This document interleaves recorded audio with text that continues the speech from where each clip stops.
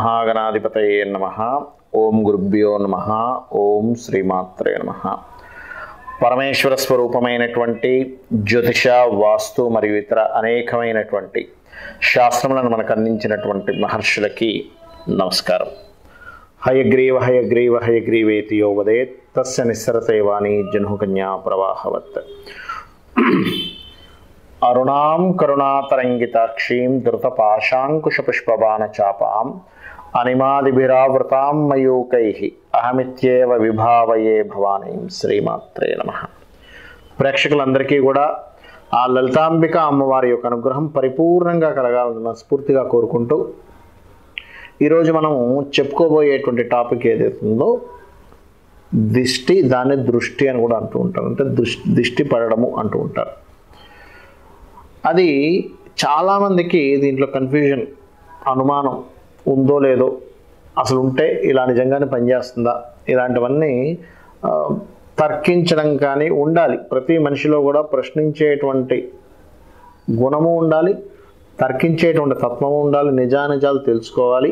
అప్పుడే మనిషి మేధావిగా మారుతాడు. అందులో శాస్త్రం, నిజంగా శాస్త్రంలో ఇది ఉందా, దిష్టి అనేటువంటిది ఉందా, మరి లేకుండా ఇది ఏమైనా ప్రాచుర్యంలోకి వచ్చిందా, అసలు ఉందనడానికి దీనికి ఏదైనా మనకు ఆధారం ఉందా అంటే ఒక చిన్న ఎగ్జాంపుల్ చెప్తాను చూడండి.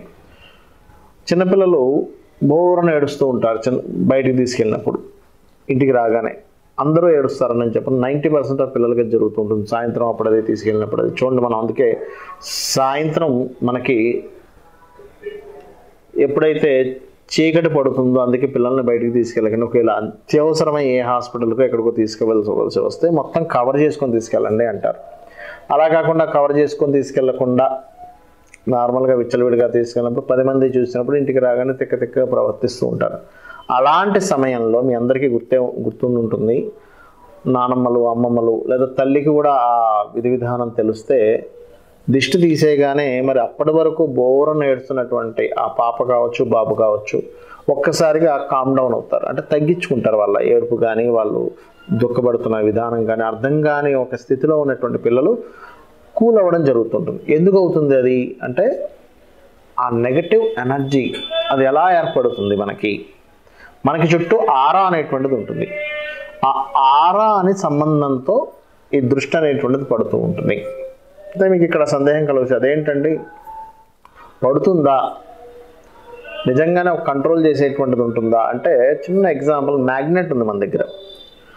మ్యాగ్నెట్ ఎక్కడో పలానా కొంత దూరంలో ఉన్నటువంటి ఒక ఇనప వస్తువుని కదపగలుగుతుందిగా, దాని పక్క నుంచి తీసేయడం అది మూవ్ అవుతుంది కదా. అంటే ఏంటి, మన కంటికి కనబడకుండా ఒక్కొక్క దానికి ఒక్కొక్క ఎనర్జీ ఉంది. ఇప్పుడు అంతదాకా కిందకి మనం ఫోన్ మాట్లాడుకుంటున్నాము, ఎక్కడో ఉన్న వ్యక్తితో మనం తరంగాలు గాలిలో నుంచి వచ్చి మన ఫోన్ నుంచి టవర్కి నుంచి సిగ్నల్కి, మన శాటిలైట్ నుంచి మళ్ళీ టవర్కి, ఆ వ్యక్తి దగ్గరికి ఎలా ప్రయాణం చేస్తున్నాయి అంటే గాలిలో ప్రయాణం చేసేటువంటి తరంగాలు ఉన్నాయి, గాలిని పట్టేటువంటి శక్తి ఉంది.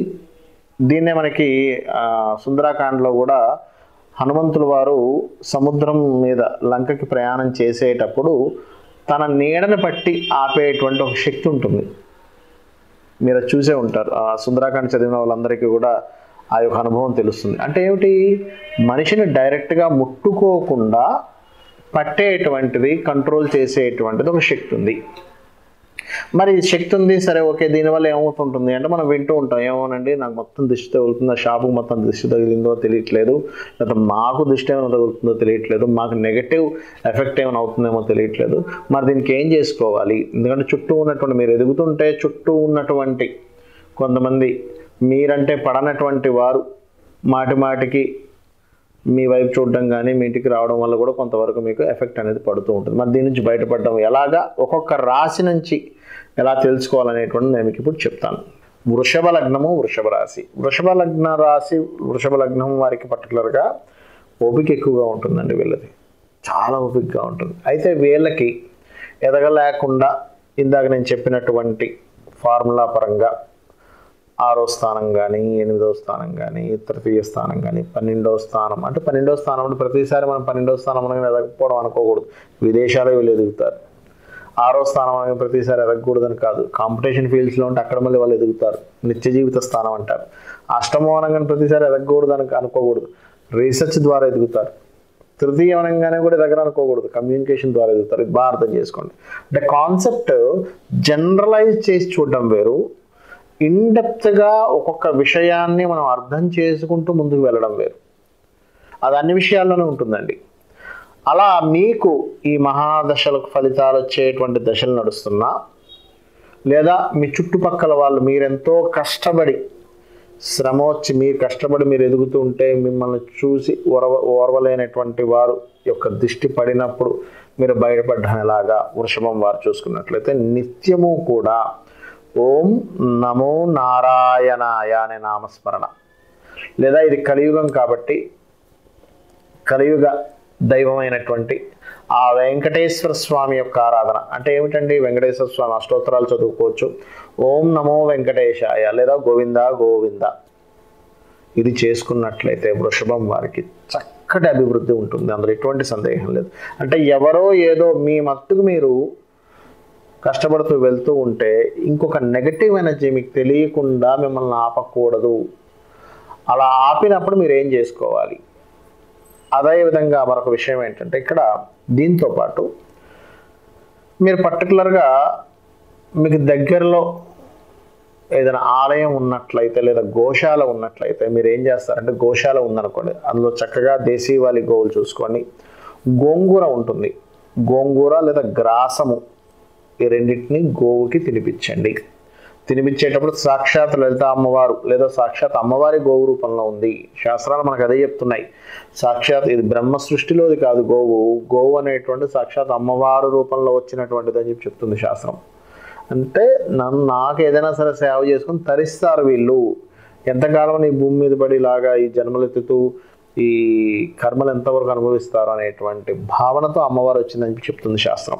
అలాగే మరొకటి ఏంటంటే ఇక్కడ పర్టికులర్గా ఈ దిష్టి పోయేటువంటి విధానాల్లో మరికొన్ని విధానాలు ఉన్నాయి వృషభ లగ్నం వారికి. ఏమిటది అంటే అన్నదానము, పర్టికులర్గా అన్నదాన ప్రక్రియ చక్కగా మీకు ఫలితాన్ని ఇస్తుంది.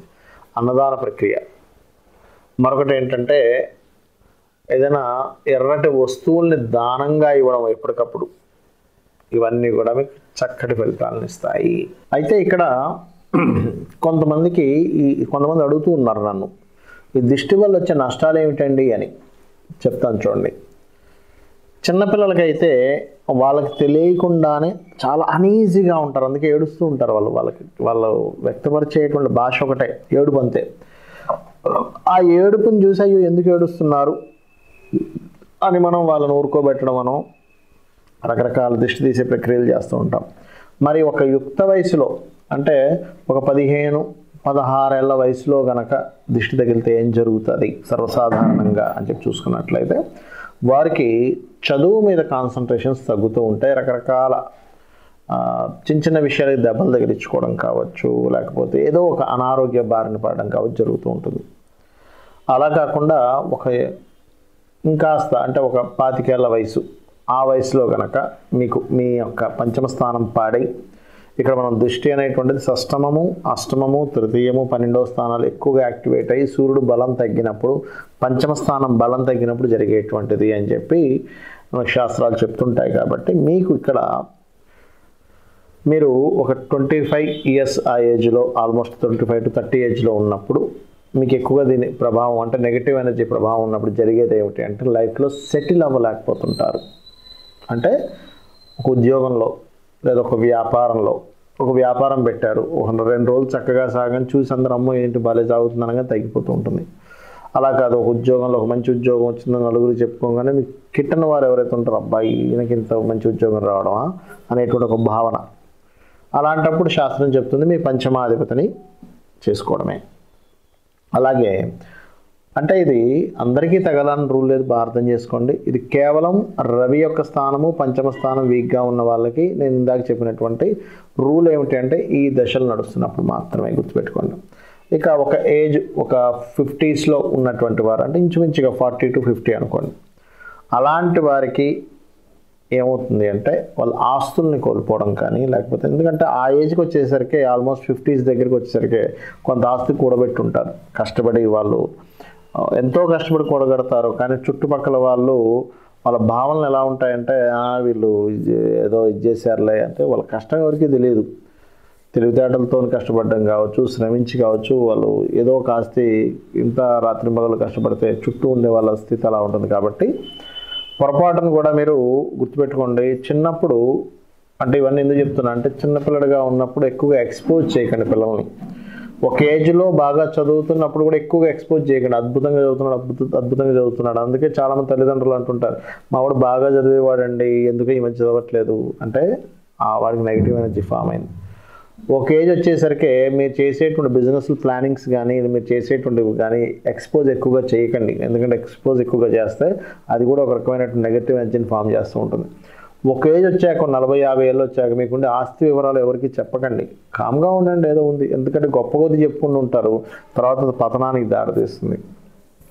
ఎండింగ్స్లో ఆల్మోస్ట్ 60s, 70s, 80sలో ముఖ్యంగా ఇక్కడిది ఆరోగ్యం మీద ఎక్కువగా ప్రభావం చూపిస్తూ ఉంటుంది.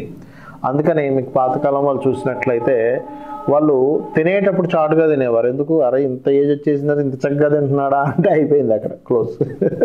కాబట్టి ఏంటంటే ఇవి కొంచెం పాటించాలి. ఇక్కడ ఏంటంటే మీరు అర్థం చేసుకోవాల్సినటువంటిది, ఇది ఒక సైంటిఫిక్ కోణంలో ఆలోచించండి. ఇదేదో మూఢనమ్మకం అనో లేకపోతే ఇంకోటి ఏదో కాదు.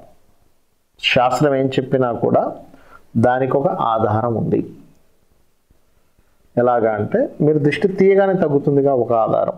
రెండోది మీరు గమనించండి, గుమ్మడికాయ కడతాం ఇంటికి. గుమ్మడికాయ కట్టినప్పుడు ఆ ఇంటికి ఏమవుతుందంటే ఫస్ట్లో 2-3 సార్లు మొదటిసారి, రెండోసారి, మూడోసారి తొందరగా కుళ్ళిపోతుంది. గమనించండి. తర్వాత అది ఇంకా తొందరగా కుళ్ళదు. ఎందుకు? ఆ నెగిటివ్ ఎనర్జీ వెళ్ళిపోయింది అక్కడ. అందరి జీవితాల్లో జరుగుతుంది. మీరు అబ్జర్వ్ చేయొచ్చు. ఉందా లేదా, దిష్టి ఉందా లేదా చెప్పడానికి ఇది ఒక పెద్ద ఉదాహరణ. అలాగే మరొకటి ఏంటంటే, ఇది ఏదైతే గుమ్మడికాయ కట్టే ప్రక్రియ కూడా చాలామంది నన్ను అడుగుతుంటారు, ఎన్నిసార్లు కట్టాలి, ఎప్పుడు కట్టాలని. మీరు ఎప్పుడైనా గుమ్మడికాయ కట్టేటప్పుడు మీకు దగ్గరలో ఆంజనేయ స్వామి ఆలయం ఉన్నట్లయితే ముందు రోజు నైట్ అక్కడ ఉంచి గర్భాలయంలో ఉంచి తీసుకొచ్చి కట్టండి. భగవత్ సంబంధించిన ఎనర్జీ కూడా దానికి ఫామ్ అవుతుంది. సో ఈ విషయాలు తెలుసుకొని మీరు మీ యొక్క జీవితాన్ని పూర్తిగా ఎదిగేలాగా, ఎందుకంటే దీనివల్ల మనం ఎదగలేకపోతుంటాము. బాగా అర్థం చేసుకోండి. చుట్టూ ఉండే వాళ్ళ ఏడుపు వల్ల మనం ఎదగలేకపోతుంటాము. కాబట్టి వాళ్ళకి ఛాన్స్ ఇవ్వకండి. అమ్మవారి పాదాలని ఆశ్రయించండి. అమ్మవారిని, భగవంతుని తలుచుకోండి. భగవంతుని మీ స్వశక్తితో మీరు ఎదుగుతూ భగవత్ సాధన చేస్తూ ఉండండి. ఖచ్చితంగా మీరు అన్ని విధాలు ఎదగాలని, ఎదుగుతారని కోరుకుంటూ శ్రీమాత్రే నమః.